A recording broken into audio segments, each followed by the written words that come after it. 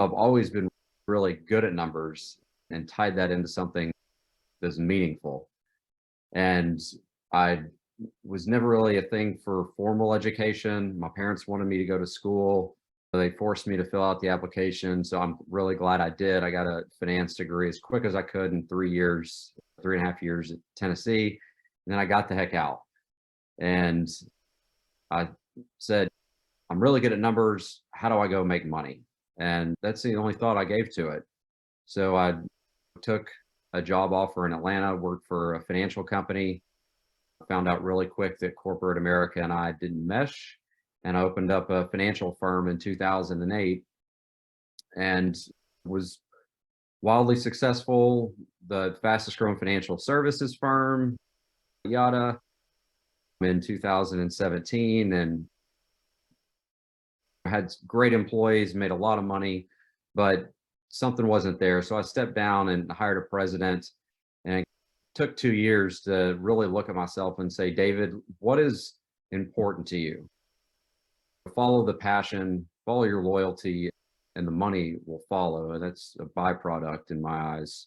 It only took me like 20 years to figure that out, but that's what I did. And my best friend that I grew up with, went to college with, and he passed away of cancer. It's been about 10 years now. And I saw how cannabis changed his life and how he had to get it on the black market. And he did use Marinol as well, but doesn't, one of those fabricated or synthetic drugs didn't nearly work as well. And then I have some experience with understanding how PTSD affects, how cannabis helps PTSD. Those were the two main underlying factors. And I said, you know what, I can impact people's health. I can impact people's happiness. I can really believe and get behind this. Oh, and I'm sure there's probably a way to make money in it as well. So that's the long answer to your short question. I like that. So you're following your passion. You are bucking tradition, the traditional financial world, corporate, buttoned up, and you go to what is still considered a fringe business, cannabis. It's not federally legal. I live in California, is very accessible here. And funny enough, and I think I told you this when we were studying at MIT, that I didn't use cannabis at all when it was illegal because I'm a rule follower. I also thought that I would act like crazy or that I'd like jump off a bridge or something. It was ridiculous.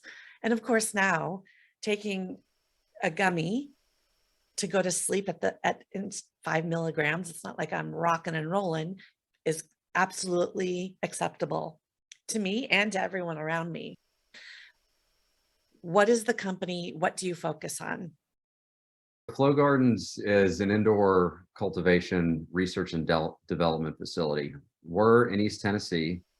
It is not legal to grow what the government calls marijuana. It's something with greater than 0.3% THC, so we can still grow the cannabis plant, which looks exactly the same as marijuana. It just has less than 0.3% THC. What we do is, and it's a huge blessing in disguise, is we're doing research on alternative cannabinoids. We won, our chief grow officer, Eric Melzer, grows the best cannabis in the country, in my opinion.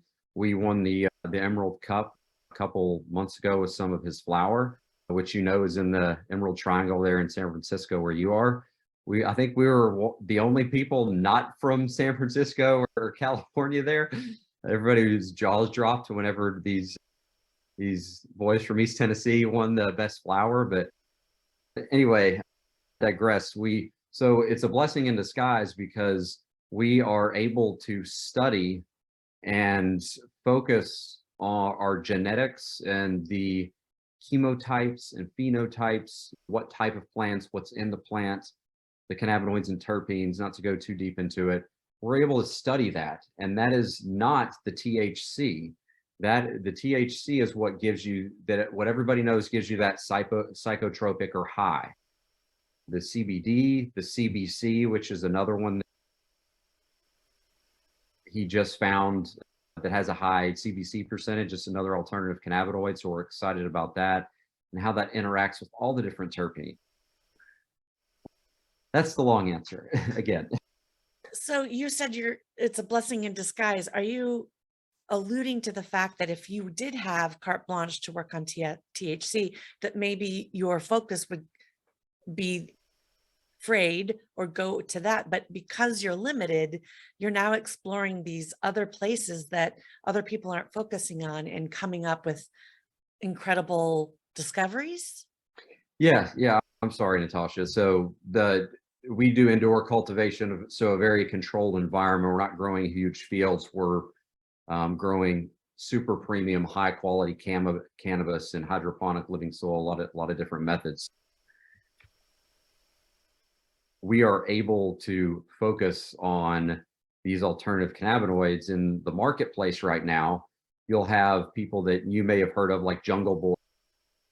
They will sell THC flower, where they're one of the biggest cultivators in California. And their Dosey Killer, for example, has 29-30% THC, and it has probably less than 1% CBD. So everybody is racing to the highest THC percentage, that THC cannabinoid, and the other very important cannabinoids, CBC, CBG, CBD, those are all falling by the wayside, and they do have health and medicinal benefits that haven't been fully understood yet. So that's what I mean, is that we're able to focus on those alternative cannabinoids. And what do you think would happen when and if Tennessee opens up the law to allow for THC? I think the market right now is so new, and this wonderful plant has been suppressed for hundreds of years. So I feel like I would be naive if I didn't say there's going to be a race to the highest THC percentage when it legalizes. I think there will be a strong element to that. But what I do know is that we're one of the most respected cannabis cultivators, if not the most respected cannabis cultivator in Tennessee. So we're involved with the legislation, we're involved with the communities, with the bipartisan political action committees, all that fun stuff. So we are going to set the stage whenever it legalizes that, hey, it's just not about how you can get blasted. It's, this is being approved medically. Yes, recreational, there's a place for that as well. But from medicinal, if you really want to look at what this plant does medicinally, you can't just go for the THC because you're neglecting a lot of the benefits. So long story short, we want to make sure people know what are called one-to-ones. So, one part THC, one part CBD, one part CBG, one part all the different cannabinoids. Do you feel it sounds like you're respected and supported by a lot of people in Tennessee? Do you feel a huge pushback? Is it still so taboo that you can't So walk down the my street? kids go to this hasn't happened yet because I just moved here and the business has only been around for 2 years. But it's just a matter of time. Whenever I walk into school and just being in the facility, I'm going to smell of marijuana, or sorry, a smell of cannabis. So whenever I tell people what I do, they're either super intrigued and want to talk about it, or they're just like scared to address or have the conversation, which is understandable. So. Yeah, you have a long way to educate people, especially where you live. So what is your team made up of at FlowGardens? How big is the team and who's doing what? And what do you do? We have about 25 people, maybe a little more than that now, but it's mainly made up of cultivators, our chief grow officer, Eric Melzer, who actually is the founder of FlowGardens. We partnered up whenever I was introduced to him and bought into the company. So he's a chief grow officer. He's been growing for 25 plus years. And there are associate cultivators that work with him. There are trimmers, people that just sit there and trim the delicate buds all day. We have an online retail store. Our ladies in the packaging room, whenever we drop our flower and it sells out, they're packaging it up and sending it out. So yeah, that's pretty much the team. Then we have sales and Yeah, what is your management team made of? a very small, tight-knit group. But Eric, myself, we have two other board members. They were also seed investors in the company, which is, we have a lot of synergies. Thankful with this company, thankful to them. They're one of the most successful LED lighting companies. So they sell LED lights for all of these grow houses across the entire country and also out of the country. So they partnered with us and we're using their lights, horticulture lighting group. They're Scorpion Diablos. They're amazing. And so that's the board structure for us right now. And any venture capital, or how are you raising funds? Are you bootstrapping it? As you and I know, I mean, we've had 7 figures plus invested in this through the owners. So we do not have any VC or PE, anything like that. We're following, just as you're aware, the scaling up method, and cash is king. So we're keeping a hefty amount in cash. We're planning for whenever this does legalize, how do we create strategic growth opportunities to make an impact across Tennessee, and then further than that, if it makes sense. Do you think it will be legalized soon in Tennessee? I would like to say 2023 is the year, but then it takes a year to promulgate the rules and all that. So we're looking 2024 at the earliest, and I'd probably say there's a 65 to 70% chance of it passing next year. I have a question. When you were talking about your team and you were talking about cultivators, is that a skilled job, or is that something that can be, somebody could easily be trained in? We definitely, there's elements of both, but you have to have a innate understanding of the plant, how it looks, the bud structure, how the lighting affects it, what are the different pH levels, the parts per million, what type of nutrients a plant needs throughout the different flowering cycle. And actually, one of the most important parts, the most important part of the entire process, you can do everything right. And then at the very end, when you're curing it or drying it, if you don't do it correctly, then a million things can go wrong. Have you ever not done it correctly? I don't personally dry it, and thank goodness we have a team that's super talented. FlowGardens, have you ever gotten to the end of the process and went, oh no? There's been some things that have gone wrong here and there with some harvests. If there is mold on the plant, that has happened before. We have to throw it away, obviously, because we have super high quality standards. But we follow a pretty strict and regimented process. So that usually doesn't happen. That's good. Good. So what do you see the opportunity in the cannabis business space in the next 50 years? What do you think that's going to look like? I think that right now in cannabis, and it's alcohol and cannabis is a very general comparison. It's not apples to apples, but a lot of people compare it.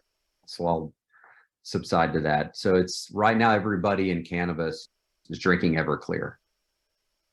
And because that's what they have access to. But there are so many other different ways to experience the plant. So we're going to see the Trulies and the rum and the vodka and all the different iterations of alcohol, aka cannabis in this example evolve, and not just from a recreational standpoint, but also medicinal standpoint.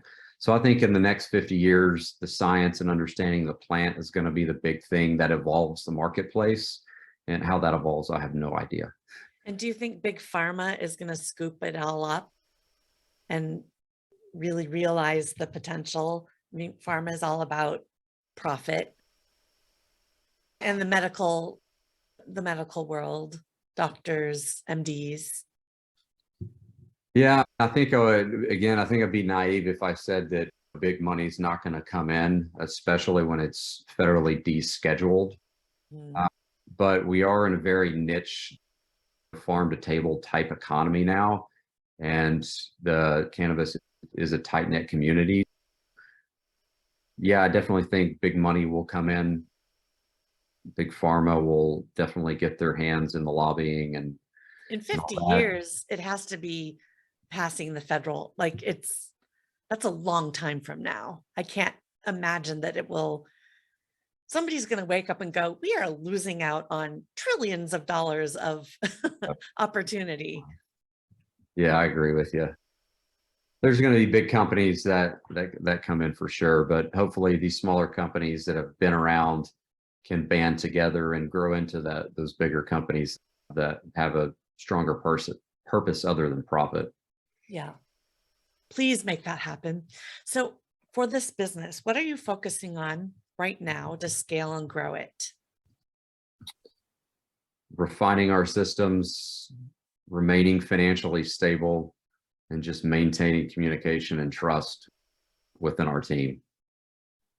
So there wasn't a big initiative that you planned to hit on the head in January for like marketing or R&D or publicity. We're doing podcasts. We've had a lot of partners come to us to take videos of our cultivation center and market them. And so we're doing little things here and there, but right now the hemp market is only so small, since there's not a ton of money to be made in it right now. That's changing. So we're not trying to conquer the world right now. We're trying to just Yeah, you're playing the long game, right? Exactly. That's right. And beside it not being federally allowed, and in Tennessee not being the THC part, not being legal, what is the number one biggest challenge that you're focusing on or facing, trying to solve for in your business right now?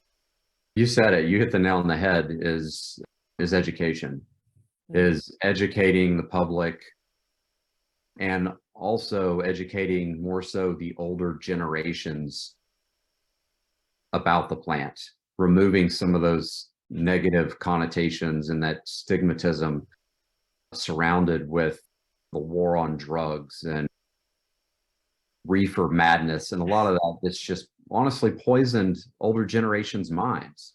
But that is already coming around, but the education is our biggest roadblock right now. I can see that. I can see where I'm at.